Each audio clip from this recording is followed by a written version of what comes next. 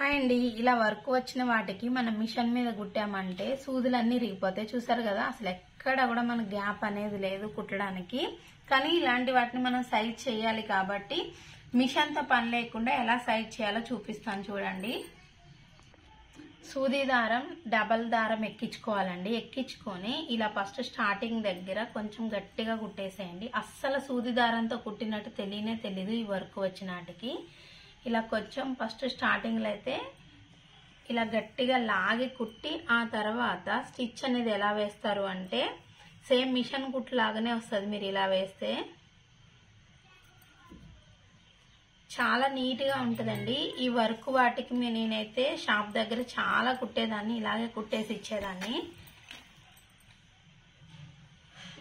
ఇలా తీసుకొని first thread ఇలా తీసుకోవాలి. మళ్ళీ ఎక్కడి నుంచి సూది వచ్చింది మళ్ళీ అక్కడికి అడుక్కి సూది అనేది దించేసేయాలి. మళ్ళీ ఇక్కడి నుంచి ఇలా లాస్ట్ వరకు సేమ్ ప్రాసెస్. ఇలా సూది పెడతాము, మళ్ళీ రిటర్న్ ఇలా తీసుకోవాలి. మీకు మిషన్ మీద వచ్చినట్టే వస్తుందండి, చాలా నీట్గా. ఇలా మొత్తాన్ని చివరి వరకు కుట్టేసేయాలి. ఇలా రెండేసాను అనమాట, ఎందుకైనా మంచిది. ఇంకా టైట్ ఏమన్నా లూజ్ ఉంటే ఇగో చూడండి ఒకసారి. ఎక్కడ కూడా మీరు ఎంత గుంజి చూసినా మనం చేత్తో కుట్టినామని అస్సలు తెలియదండి. ఇది చూడండి, ఇగో చాలా నీట్గా ఉంటుంది.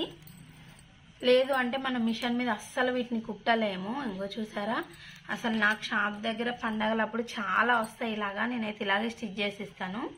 ఇక్కడేమో జిప్పు వస్తుంది కదా, ఓన్లీ వన్ సైడ్కి ఇలా క్రాస్గా కుట్టేసేయాలి. ఇక్కడ వచ్చేసి ఇక్కడ జిప్పు ఉంటుంది అనమాట. ఓన్లీ ఇక్కడ వరకు కుట్టి ఎంత లూజ్ ఉందో అంతా ఇటు సైడ్ తీసేసుకోవాలి. ఓన్లీ ఇక్కడ వరకు మాత్రం ఇలా స్టిచ్ చేయాలండి.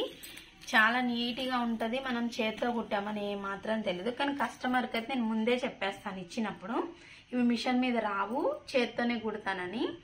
ఇది తెలియని వాళ్ళ కోసం యూజ్ అవుతుందండి. వీడియో నచ్చితే ఒక లైక్ చేయండి. ఇలాంటి మరిన్ని వీడియోస్ కోసం మన వీడియోని సబ్స్క్రైబ్ చేసుకోండి. కొత్త టిప్స్, చాలా సింపుల్ టిప్స్ అయితే షేర్ చేస్తూ ఉంటాను. బాయ్ అండి.